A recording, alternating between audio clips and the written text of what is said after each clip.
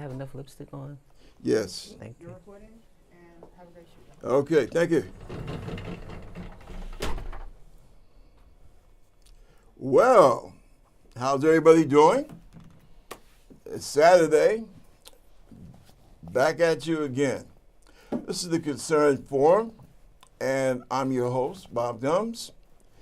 And today we meet, how those guys used to say it during World War II.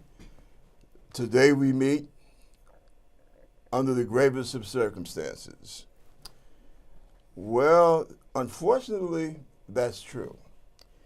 Now, I know somebody out there in the family is probably saying, oh, well, you know, Rob was really full of it. This is not World War II. Well, no, at least not yet. But the circumstances are definitely grave. Before I get into that, let me say first off, today I have a very interesting guest, a homegirl, because we both out of the same kind of circumstances, and that is the housing projects of New York City.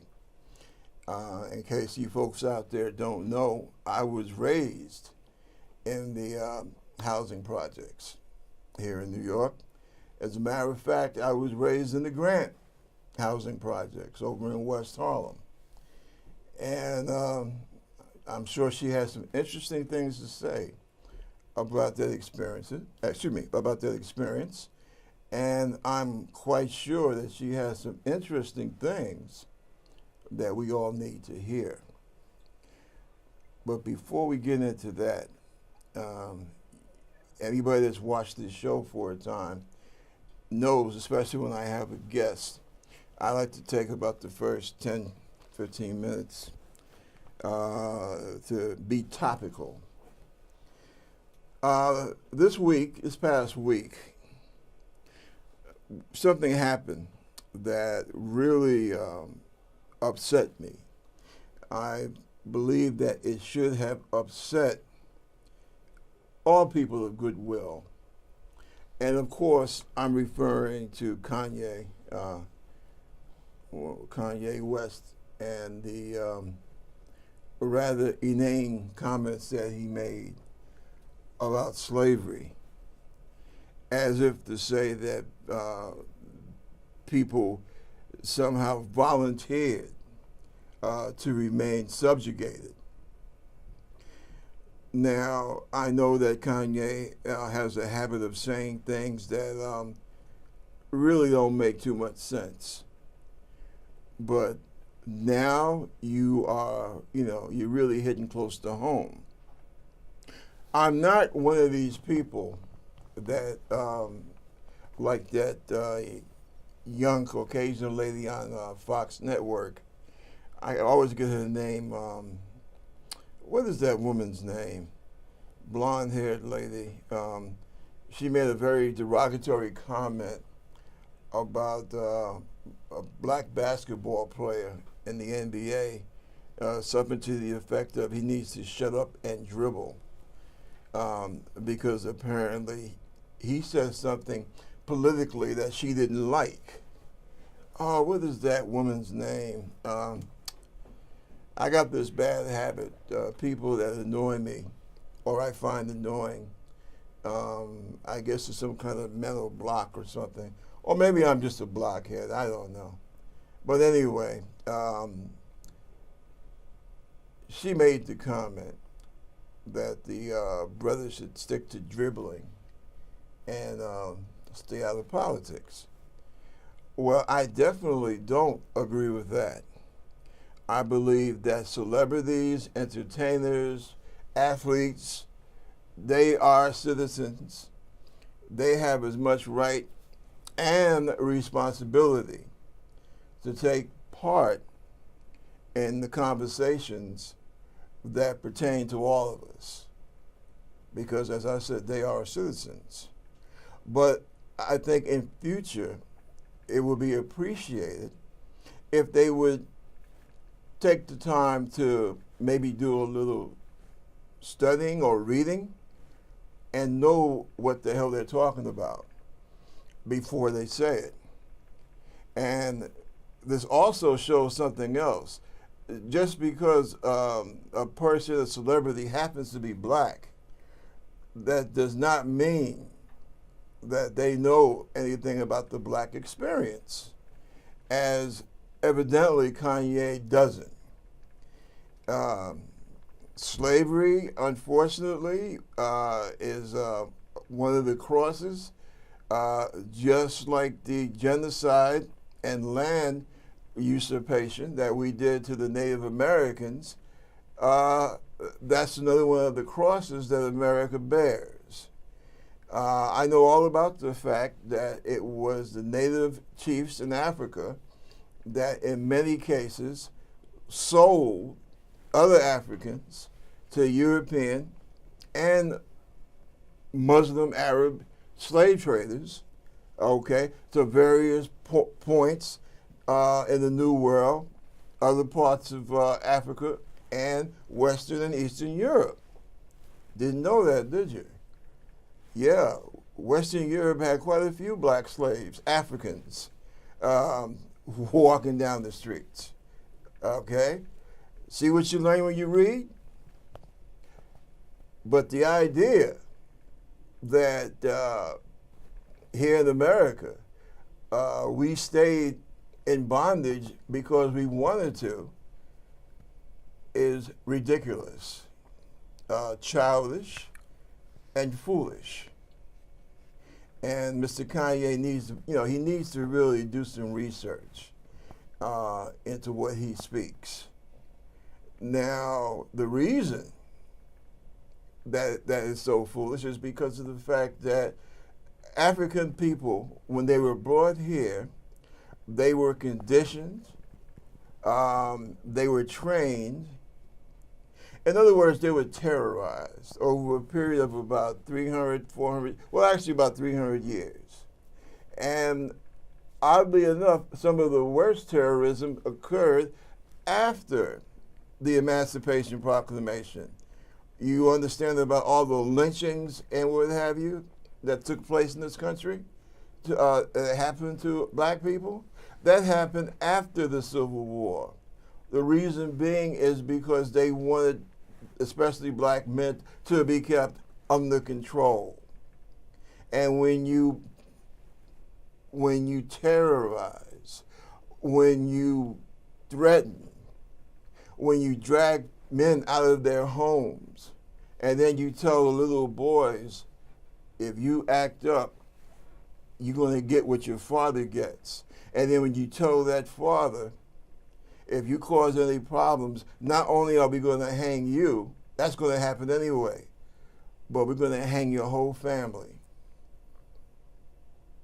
Do that for a couple of generations and see what happens. I resent the fact that Kanye basically gives a racist like Donald Trump ammunition. I resent the fact that you have African and Hispanic people that will basically sell themselves to people that really have no use for them. But because for some reason they think that this will put them in good with quote unquote the man, that they sell out their ancestors. I think that's wrong. Now, as an American, Kanye has a right to say any foolish damn thing that he wishes to say. However, as an American, I reserve my right to denounce it. Now, on another subject, I should say similar, we have Sister Glover here, and she's going to talk to us about some of the problems that we're having with the housing situation here in New York City. Talk to us. Thank you, Mr. Gumbs, You're welcome. for sharing your audience with me. I wrote notes and stuff. Go for it. And I want to thank you so much for giving me this platform. It's very, very important. As a person that lives in New York City Housing Authority, the projects, I am the face of the project. I'm the face of the retired man and woman, the working man or woman, the welfare man or woman, etc. I am the face of New York City Housing Authority. I want to give a thank you to all of those men and women, like my mom as well, who started tenant associations in New York City Housing Authority. Okay. Those men and women who gave their lives because they saw a need. They wanted to help their brothers and sisters in the project do better. Okay. I want to say thank you to those people first. I can remember when my mother was the president at Stephen Foster Housing Project. Oh yeah, Foster. I'm the fruit from her tree. I'm the little girl that when she was running the meetings and what have you, I'm that little girl, and I told myself that one day I would be a resident association president as well. And I did have that opportunity to do that. So I want to share, I like watching your program. I started watching your program about a year ago. Oh, thank you. And the fact that your forum, I learned about politics, the pros and the cons, and that's what keeps me interested. And I want to share with NYCHA residents that the ball is in our court. We're not the victims, but the ball is in our court. As you know, I want to start at the beginning. I want to pull out this piece of information that I got a while ago. And it's like a map. It's a map. It first shows you that we are 400,000 Okay. in New York City Housing Authority. Right. And then on the back, it shows you, it says an introduction to the players. Residents, 400,000, living in 180,000 units of public housing. Then there's the New York City Housing Authority, runs public housing. Your buildings, your managers. The city and state have a lot of say in NYCHA policies. And then there's HUD. The U.S. Department of Housing and Urban Development is part of the federal government in Washington, D.C. HUD writes housing policies for whole countries and gives money to the local housing authorities that manage public housing all over.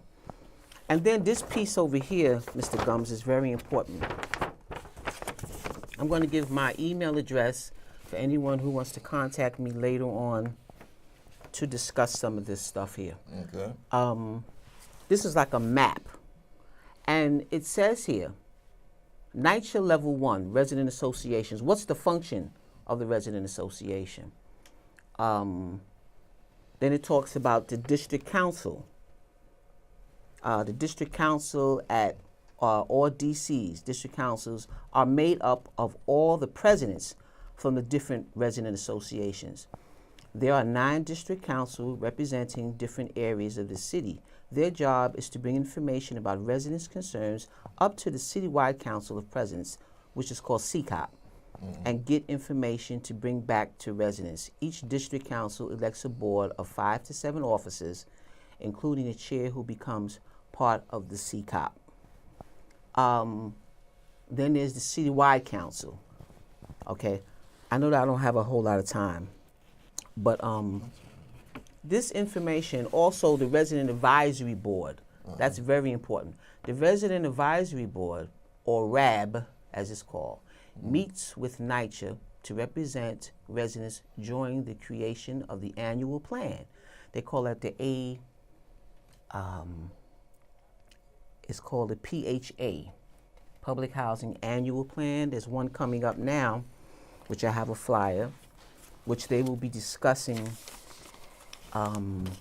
the plan for 2018, 2019, I believe is what it is. Why is that important? This is something that goes on every year I have the flyer somewhere on me. But so what is my point in saying all of this? How does the mayor's office, How do they fit into all the this? city council, how do they fit all into that? For instance, the city council, the committee on public housing, it's called Public Housing Fund in New York City City Council. I'm sure you've heard of Torres and different ones. So this particular council gave $317,000 to start a resident leadership academy. And what made me disturbed about that was that tenant participation activity money, which I will go into in a minute, that money is given to us by HUD. It's given to every resident association for every development. They've been doing this now since like 2007.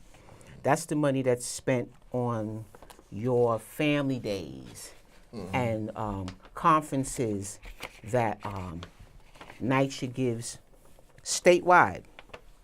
We've at my development where I currently live, when I became president at my as TA president for the development I live, it used to be called Tenant Association. Now they call it Resident Association. So it's a lot of language that can be very confusing, which is why I'm going to give my email address later so that people can contact me. Perhaps we can start a group, because a lot of resident associations are not functioning the way they should. We talk about gentrification, people coming in our neighborhoods and taking over, but we were given, tenant associations is the conduit. They're like the Jesus Christ between management and tenant. Right. And I'm going to read the Constitution of Bylaws. Every housing development that has a tenant association, there's a Constitution and bylaws, and I'm going to read it to you. It says, the New York City Housing Authority recognizes that resident associations are independent entities and as such should develop their own bylaws. Since the democratically elected officers of the resident association will represent their members in dealing with NYCHA and in decisions affecting all residents of their development, it is essential that members in the organization be open to all, that participation by all residents is encouraged, and that the process of election of officers be open, fair, understandable to all participants. To this end, a memorandum of agreement regarding resident associations was entered into between the New York City Housing Authority and Citywide Resident Association. Now, why am I bringing this up? There's different articles to the bylaws. Article this, article that, officers and their elections, membership, the different offices, executive board, nomination and elections, and so forth. So I'm bringing this up to say that residents need to find out if there is a tenant association in their development. If not, create one. How would you create one? You go to your management office. Like I said, management is the conduit, or rather the resident association is the conduit between the management and the tenant. So they find out the information, and for New York City Housing Authority, Mr. Gumbs, the office at NYCHA is called Resident Engagement. And at the Resident Engagement, they have a tendency of saying, well, we can't come out to your developments and tell your developments what to do because you guys are independent and democratic. The members, the people that live in the development, have to, if they see a problem with the board, if the board is not having their monthly meetings, sticking to an agenda, bringing old news and new news, talking about the treasurer, what type of money is available, anything relating to a housing development. The tenant association has access to that information. The problem is NYCHA says, well, y'all are Democratic and Independent. We can't come in there and tell you what to do. But yet, when there's elections, you have to go through them. They come in and they set everything up and all this kind of thing here. Yeah. Okay, so what some developments have done, they take their tenant participation activity money and they get independent people to come in and conduct their elections and so forth. Because NYCHA say one thing, and so one thing about NYCHA too, they how you say? They know that we're not reading. They know we're not reading, and so how they protect themselves is by putting everything in writing. You know, you go to the website, you Google New York City Housing Authority. Everything you need from A to Z will come up. You read your housing journals and your development. Everything from A to Z comes up. And so, for instance, at the development where I'm at, the infill piece, New York City, when Mayor Bloomberg was in place, Mr. Gumbs, the infill, NYCHA had a proposal, request for a proposal that they feel a lot of the development has underutilized property, too much grass and stuff like that, and they claim they have this deficit of $35 billion and all this kind of thing. So they wanted to lease property on our developments, and so they picked, I believe it was 16 sites.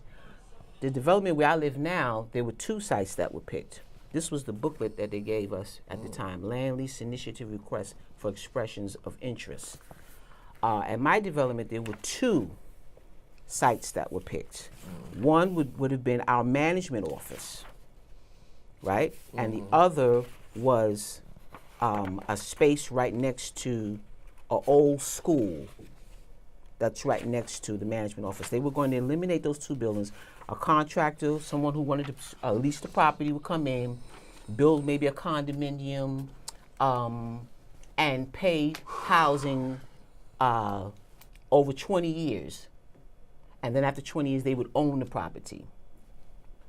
And so this was the plan. And what we did at the development where I was president at, we took $4,000 of our tenant participation activity money. We got with the Urban Justice Center. We got 2 lawyers, and it did not take place. The urban justice lawyers walked us through it. It was a very big issue at the time because it was the land leasing thing. It was Bloomberg's baby, and so it didn't happen in our development. We put a stop to it. So there was an area where they built a school, a charter school, through the runs, bases, and innings, Harlem RBI. So that was already established before I became president. They had already been having, the resident association was having issues with that right there. But then when I got in, these 2 sites that I'm talking about, under my leadership, it did not happen. So I'm saying all that to say that as tenants, as residents, growing up in these projects, I can remember, I know I'm saying a lot, it's a lot to gather, but as residents, we're going to have to start doing our part. As we know, the chairwoman, Shayola Olatoya, was recently resigned because of the lead situation. She had signed a piece of paper saying that all houses were swept for lead, which ended up not being true. Okay, every housing resident should have been up in arms, hitting the streets. Every tenant association in New York should have gathered their members and non-members, come together, forming a bond, and finding out how we can collectively work together. Because people look at NYCHA residents as, oh, they're grimy and they're just drug dealers, and they don't care about their children, their babies. Everyone's in foster care with these different programs that they have, like these community centers are under these programs that really cater to the foster care system. That's what keeps them going. The government keeps paying for these things for those reasons. So there's a myriad of things. But as NYCHA residents, we have to start, we got to snap out of it. There's a lot of information that I can share with you This TPA thing is very important to me. This tenant participation activity money. Let me also explain something. There is, through City Council, they have this participatory budgeting thing. Okay. Now that participatory budgeting money is through the City Council. Okay. And when you're a TA, when you're a tenant resident association, they give money to the resident associations. Maybe like in our development, they give $1 million a year. But how you get the money, you have to sit on a panel through the City Council office as a panel, and say maybe 5 tables. You break up into 5 tables, and they'll go over issues in your district. Say, for instance, if there's not proper lighting, if the parks need to be fixed, or if the schools need air conditioning in that district, they'll pick which ones are more important, and then they'll have residents go out to maybe their development, sit in the buildings, and have residents fill out ballots. And say, for instance, if the issue of fixing a park seems to be the most important thing to all of those people, that $1 million will go toward that. And what ends up happening, that's where the money goes. So I want people who are listening to understand that tenant participation activity funds and participatory budgeting money is 2 separate entities.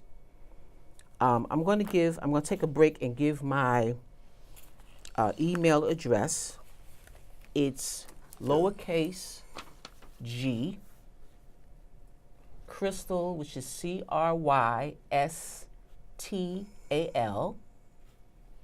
2234. And, that's at gmail.com. Okay, now let's make sure that we have this. Okay, and that's lowercase g, capital C. Lowercase c. Okay, lowercase c. So it's all lowercase then? Yes, sir. Okay, all lowercase, folks. So that's G, C, R, Y, S, T, A, L, 2234 at gmail.com. Yes, sir. And while you folks are copying that down, let me say something quickly. For about the last 6-7 minutes, I've been sitting here listening to you and squirming. And the reason I've been squirming is because there's 1 or 2 things I wanted to say. First thing I wanted to say is I don't know what in the heck you were talking about when I spoke to you on the phone and you were coming off like you were nervous about doing this. You are tremendously well prepared. I have had officials, government officials, on this program, and I'm not trying to blow smoke. All you got to do is check out YouTube, and you can see all the types of folks I've had on this show so far in the last 12 months. And I'm trying to remember when I've had someone as well prepared as you have been. And like I said at the beginning, I grew up in the projects. From the time I was born till I was about 4, we stayed on 112th Street, right off of St. Nick. And then they got the place in the Grant. And I stayed there, with my mom and dad from the time I was 4 years old. And I knew nothing else until the next thing I knew, I was in Germany. I was 17, and that was the first time I was in the service. And I know the project. That's a part of me. And my sister, I will tell you, you speak well for the projects. And I'll tell you something else, too. I opened this show speaking about somebody who I felt was the meeting himself and us as people of color by kowtowing to Donald Trump and this whole history of slavery thing, which he didn't know what he was talking about. Well, this kind of dovetails into that conversation because look who we have in charge of HUD. We have another black person that calls himself a black Republican that has no idea what he's doing, has no idea about what went into the whole situation of public housing, how it came to be, who originally it was meant for. He knows none of that. And supposedly a brain surgeon, I think that when he was operating on his own brain, his hand slipped. The way he's been acting over the last 5 or 6 years. I will also put in that we lived in Baltimore when I first came back from the Second Gulf War, and we stayed in Baltimore for almost, we were there about 9 years. And during that time, I never heard a peep out of this current Secretary of HUD. He was right there at Johns Hopkins, getting all this praise for being the great brain surgeon. But he really did do nothing in terms of getting involved in housing issues. Mm-hmm. So I don't know what makes him think that he's doing any better. This is the guy that, my wife was the one that got the exorbitant expensive furniture for my office. We have people in public housing who work every day. They don't get paid much for the jobs that they do, but they're just trying to make it. Mm-hmm. And meanwhile, he's blowing taxpayers' money on exclusive furniture. This is the type of leadership that we have under the Trump administration. But see, this young lady sitting next to me, she's an example of some of the people who are going to be part of the resistance, who are going to fight that, and who are going to show that, yes, working class people, poor people, we do have dignity. We do have pride. We do know right from wrong, which unfortunately, Mr. President, far too many of the people in your cabinet, including yourself, don't seem to know. So I'm proud of what you're doing. I'm proud of what you've done. I'm proud of what you're doing. And I'm proud because I know that you're going to continue at what you're doing. I want to thank you so much, Mr. Gumbs. You really don't have any idea how appreciative I am. I want to say also that I can remember Mr. Gumbs, I believe it was in '89. Remember the chain links that used to go around the grass?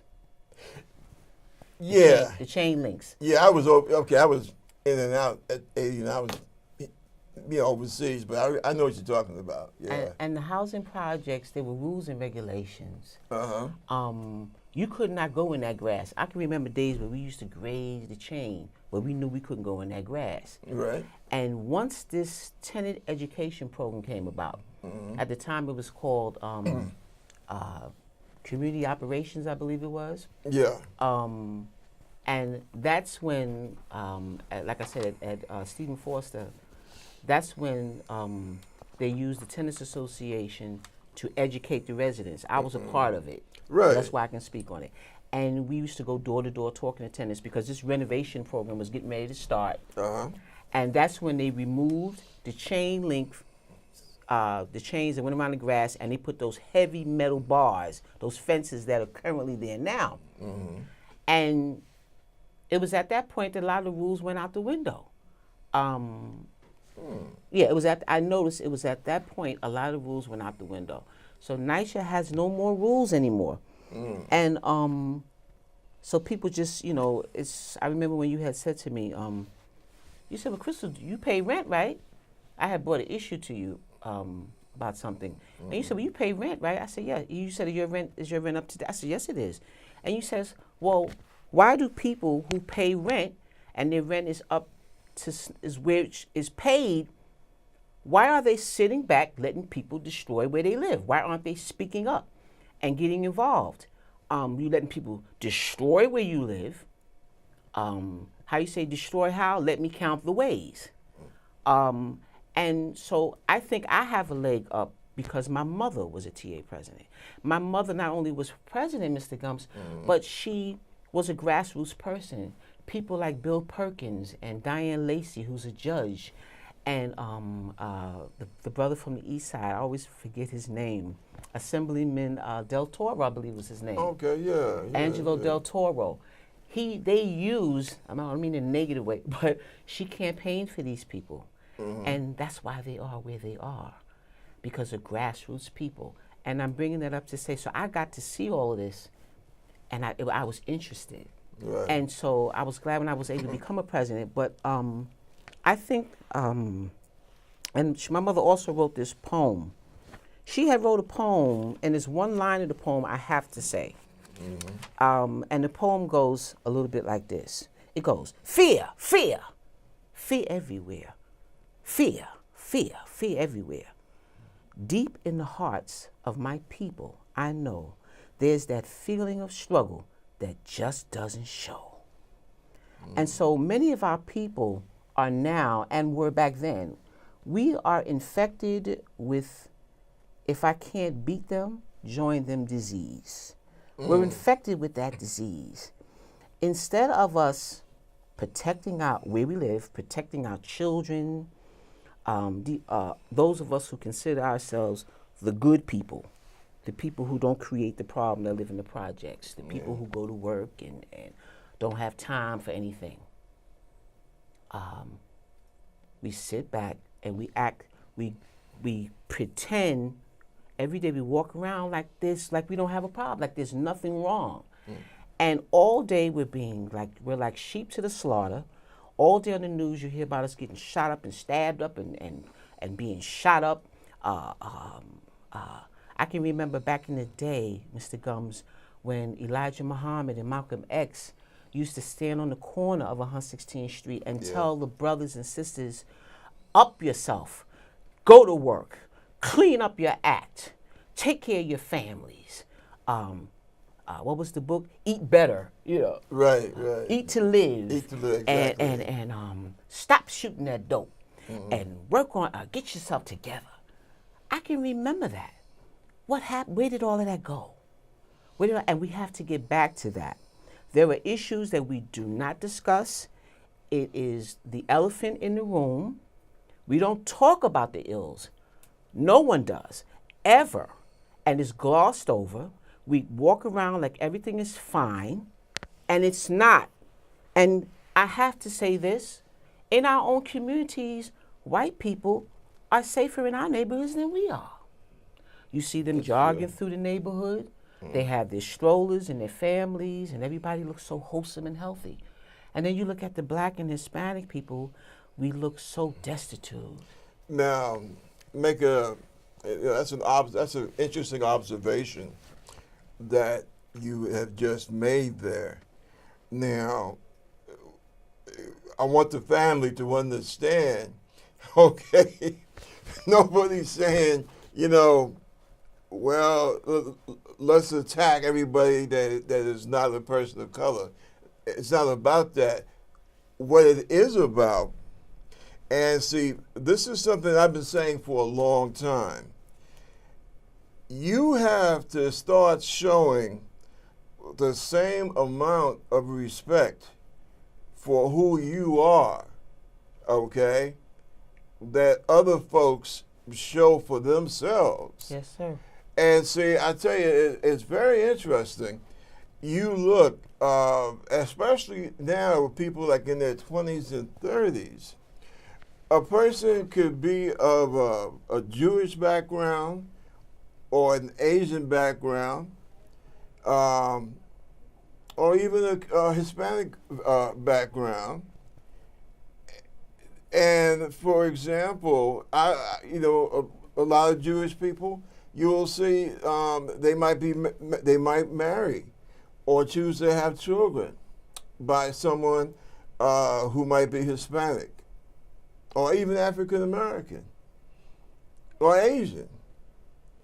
But see, they will know who they are and say, okay, well, you know, this is part of your culture.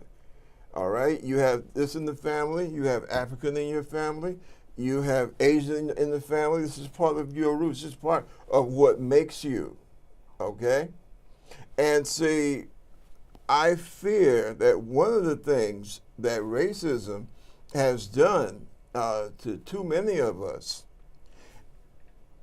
is this feeling, and this is a perfect time to bring this up too, because we're talking about the projects. Yes. And see, the whole concept of, yo, man, I'm going to Wagner houses, going to Wagner. hypothetically speaking. You know, going to Wagner, going to the polo grounds, going to polo, Yeah. going to the Grant. And see, it's like, okay, well, I'm getting ready to, you know, do a field exercise, as we used to say overseas. I'm getting ready to go into combat. Now, why is that?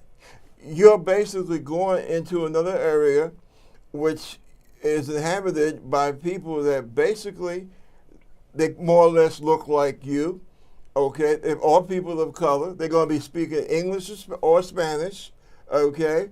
They're going to be of the same socioeconomic level. Why should there be any confusion? Why should there be any violence? Mm-hmm.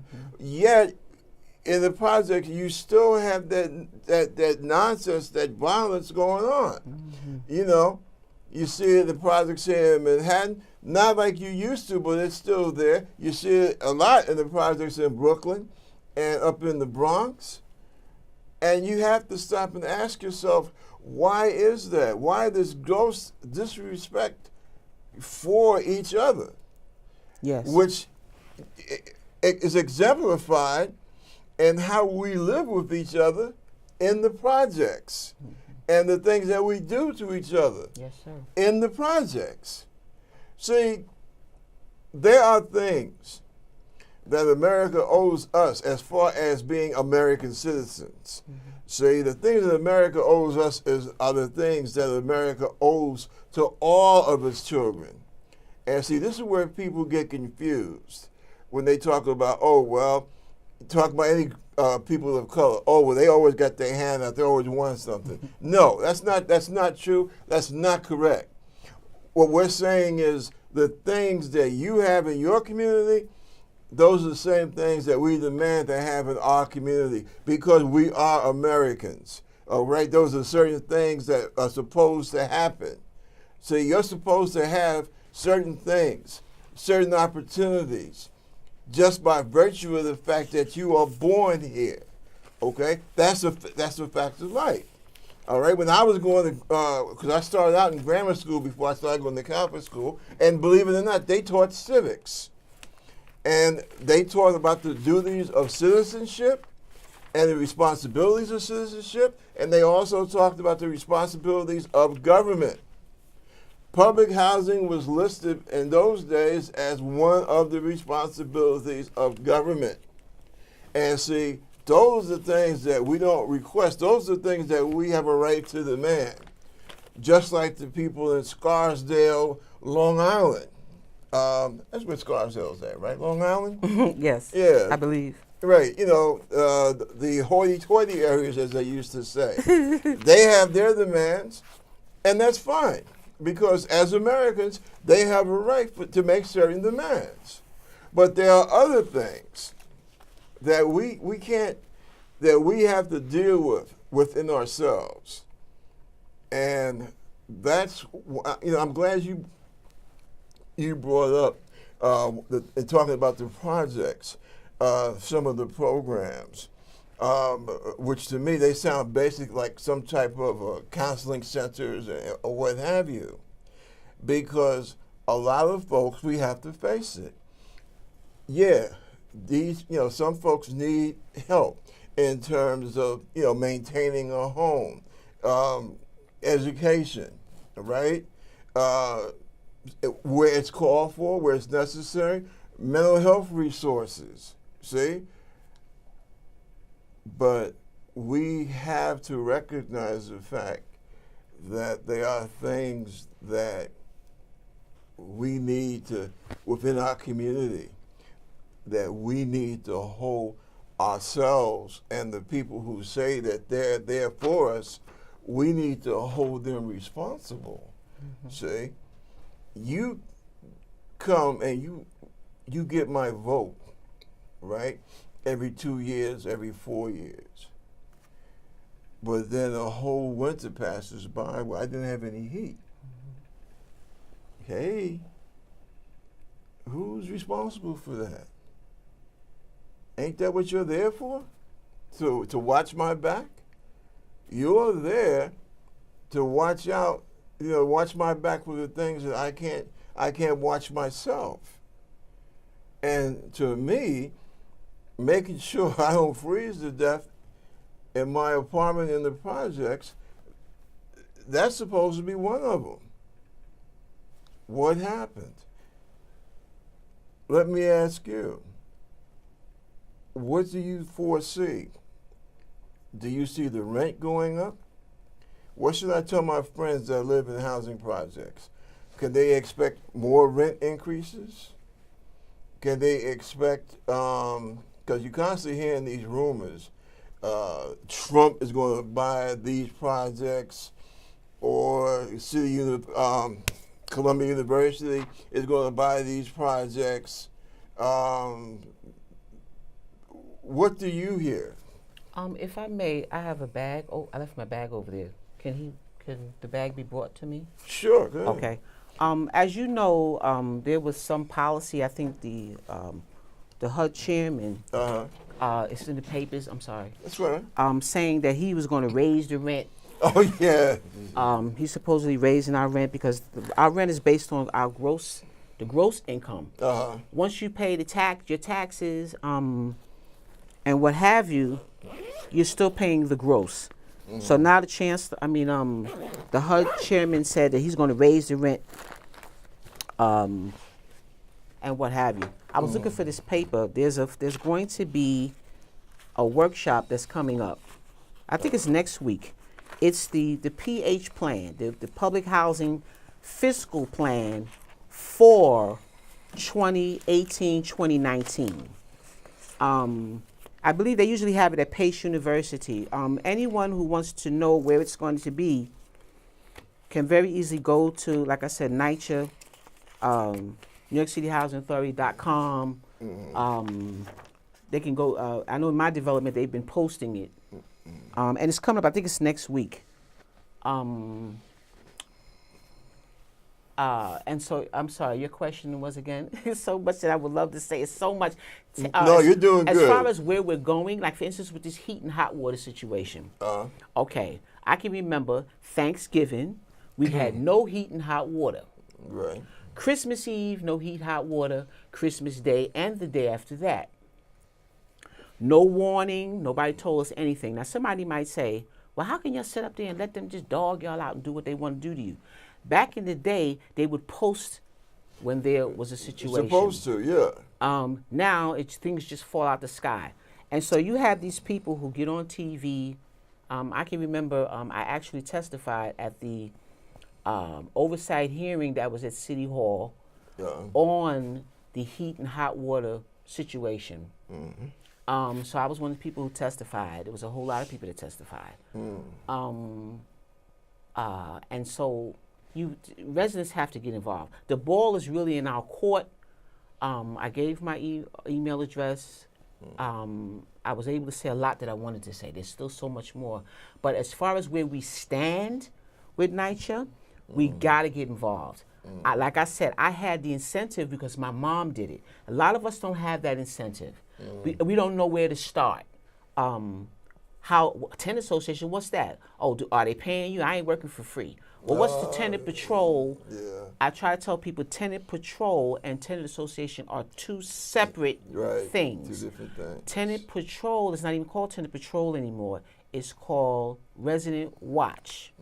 Now, why would NYCHA give you names like resident watch? Back in '89, they had a name called drug elimination. Why would you name programs like that? It's bad enough you're scared already. You want to go in your house, lock your 50 locks, and be safe. Why would you even put names like that? They don't consult us about anything, which legally, according to the regulations and so forth, the 964 Act and all this kind of thing, they're supposed to let us know what's going on before they do it. Now, we got this smoke-free policy that's coming up. Oh, yeah, I got heard binders, about that. I got information on everything. Because when I came in as TA president, I meant business. I want to know what's going on. And so now you have this policy, smoke-free. This is it, Mr. Gumbs. I can share this with you. Okay. Department of Housing and Urban Development. Well, in July of 2018, your buildings are going smoke-free. What? How are you going to pull that off? Is what everybody wants to know. What is his name again? I call him the Mad Doctor. The HUD dude? Yeah. I'm sorry. What is his name? What is his name? Oh, well, okay. Well, this is from Shayola. This is the I think his name Conroy. But so okay, so now you're talking about you going smoke free, okay? And it's already written in stone. It's not that they're going to have to negotiate. It's what's going to happen. So like I said, tenants. Like I said, my email address is lowercase G CRYSTAL 2234 at gmail.com. Gotcha. And you can hit me up with your questions, and I'll be willing to ask. This also is New York City Housing Authority. Their address is 250 Broadway. Phone number 212-306-3000. What is this? NYCHA.gov/New York City Housing Authority. So as far as what happens to us now, like I said, this meeting that's coming up, the PHA meeting that's coming up, I believe they usually have it at Pace University. If you want to find out about it, go to your management office. I'm sure they know about it. Yeah. And they will talk about the fact that Cheryl is no longer with us. They're going to hit on all of those points. But you got to find out about your tenant associations. If you don't have one, start one. Find out about bylaws. Community resident engagement is where you start. Get you a housing journal. I don't care if it's an old one. Find this information in there talking about all these things, because no one is going to do for us what we can do for ourselves. The thing I like about Mr. Gumbs, I'm not trying to egg him on, but I watched his show by happenstance, just flipping channels, and the thing that interests me about your program is you don't come off as a bigot. You share about your life and how you served your country. You lived in the projects. Your father was a Republican. And I just sat and I would watch, and it was so interesting. And then I would watch the next Saturday, and stuff like that. And I learned we have to start helping one another. We, as a people, we come from royalty. We are so, as black people, we are so awesome. And we're not going to be here, Mr. Gumbs. You asked me, where do I see us in the next 5 years? We're not going to be here, because with the thyroid and the hypertension and the diabetes, cancer, all these diseases are killing us. Let your families this year be about your family days at these housing developments, instead of just giving hot dogs and hamburgers this year, because you get good money. That tenant participation money that's used for family days, you are allotted up to as much as they allow you to get. I don't know how it's run and operated these days, because I haven't been president for a little while. But I know the last time I gave a family day, we had up to like $6,027 to spend. That's a lot of money. Yes, it is. At my development, I heard last year, where it was the 60th anniversary of the development, I heard that they got something like 9 Gs. Okay, so the tenants need to know, well, where did 9 Gs go? a T-shirt, you got a hamburger, you got a calendar.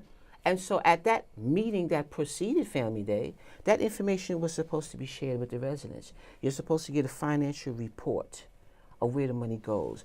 Your management gives money, petty cash, for your meetings, for you to have your little tea and coffee and cake at your meetings. This is what's going on, and there's always changes, Mr. Gumbs, in housing. This one gets demoted, that one comes in, he's got to catch up, and all this kind of thing. And there's a lot of people that like Sheola. Sheola went down to Alfred E. Smith houses. My friend Alexa, who's the TA president. Hi, Alexa. She's an awesome lady. Sheola went down there and did what do you call a press conference? Something to do with their pipes being redone and so forth and so on. She likes Sheola. She thinks that Sheola should have been left there. She should have stayed, at least to clean up what she messed up or something. You know Excuse what I'm me. saying? Ben Carson. Ben Carson. That's his name. Mm-hmm. Yeah, like I say, the mad doctor, the mad brain surgeon. You know, somebody opened up his brain once too often. I think that's his problem. Amazing, right? And see this shows that at the upper echelons of the Republican Party, they have no respect for the needs of working class people, because that's who predominates housing. You know, federal supported housing. Primarily, and you know, people of color. So you put this wacko, and he was known as a wacko from the Republican primary and their convention, talking about stabbing some guy with a knife on his belt buckle and all this kind of craziness.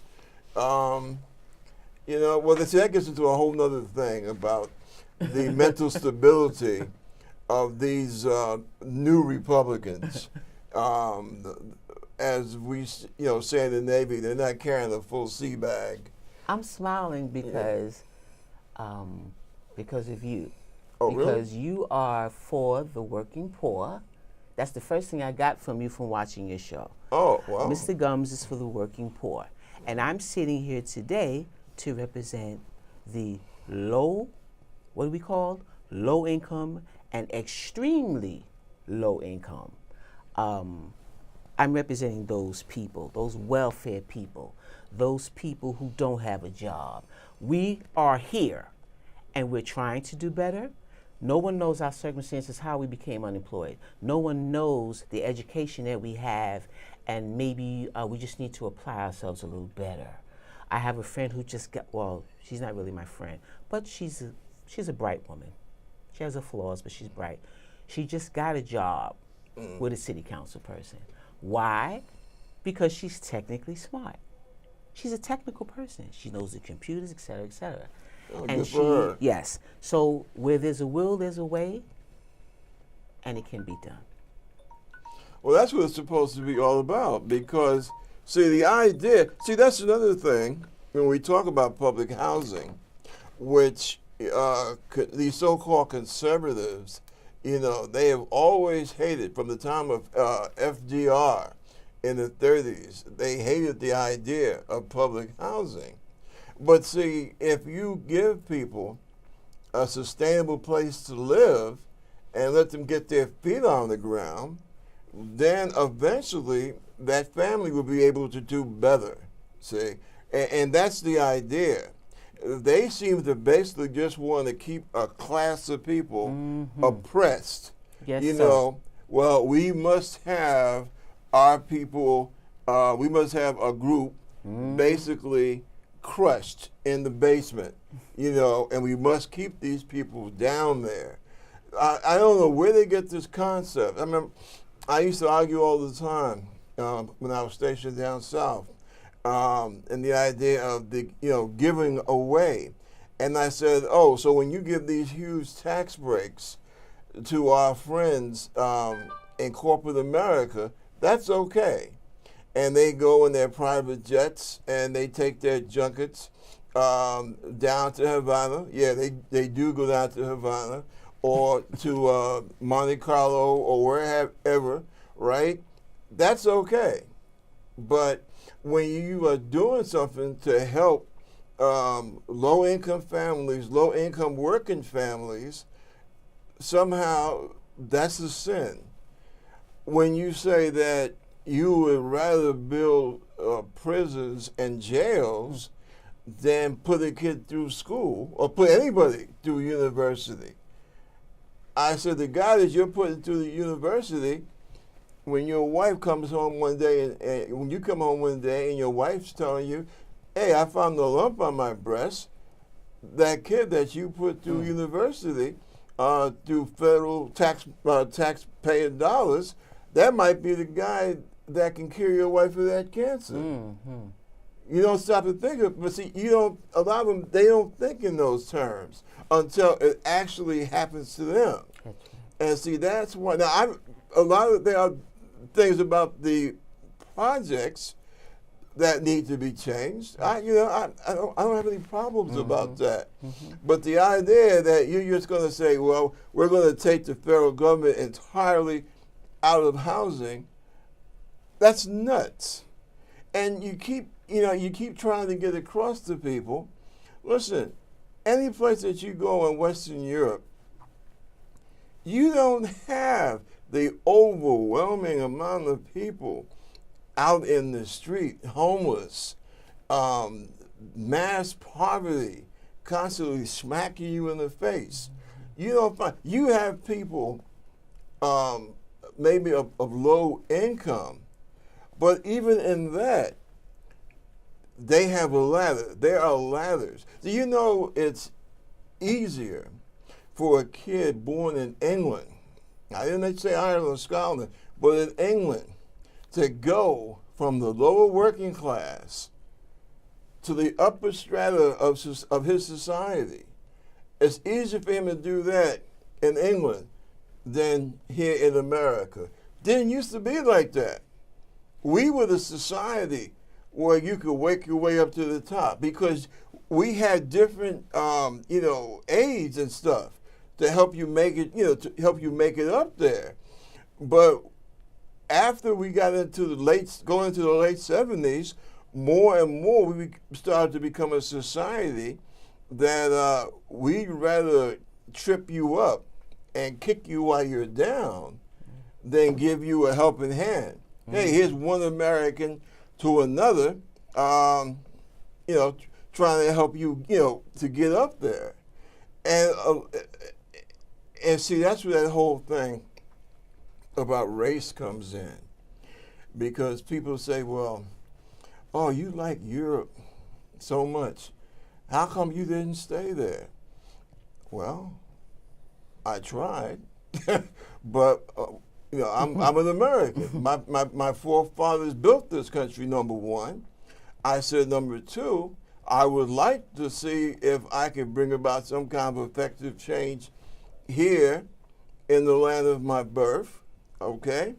And also, because America used to be an example with all of our problems and hatreds and mistakes, we were still the place where people looked upon as, basically being the ideal of a place where people could live, where they could, prosper and what have you. But like I say, starting in the late 70s, that began to change, turning their back on public housing and other such examples. I won't even call it cruelty. I'll call it plain stupidity, because we have allowed these people, when I say these people, I'm talking about the same type of people that want to cut all aid to public housing. We have allowed these clowns to basically run down our working class so much that that out of all of the folks, what's military age, right? Usually between 17, 29, 30. Do you know only about a third of folks in that age group are fit for military service. Mm. Seriously, we don't have the people to fight. To be quite frank about it. So if they ever decide to bring the draft back, we're going to be in trouble. How many people can't read? Bad health? Drug addicted? We're a mess. And that's because we allowed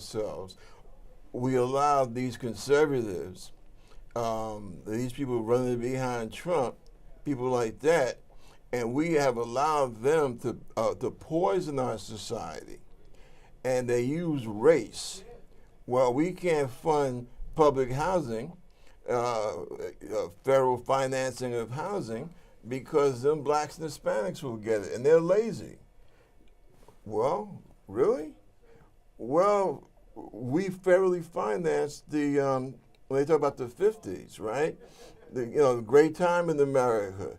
The working class, the kid could drop out of high school, get a nice job, and get married, have 2 kids, and buy a house, and go on vacation every year, and have 2 cars in the garage.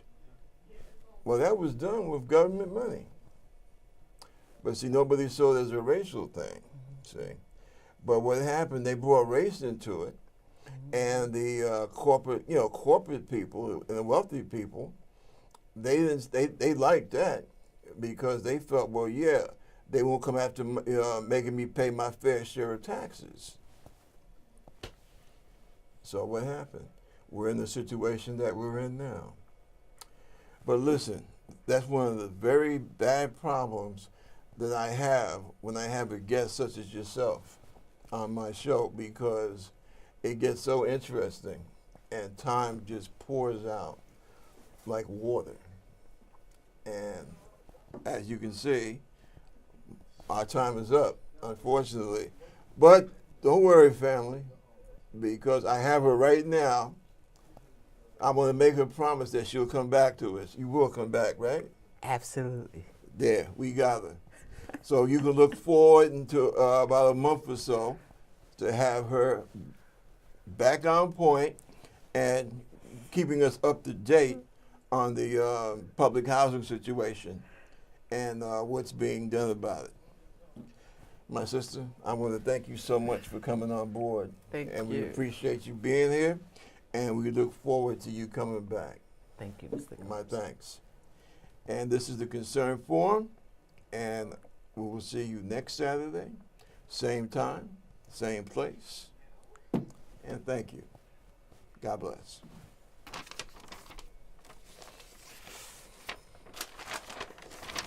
Now, at this point,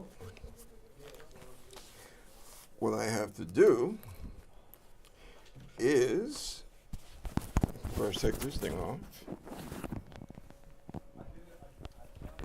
and then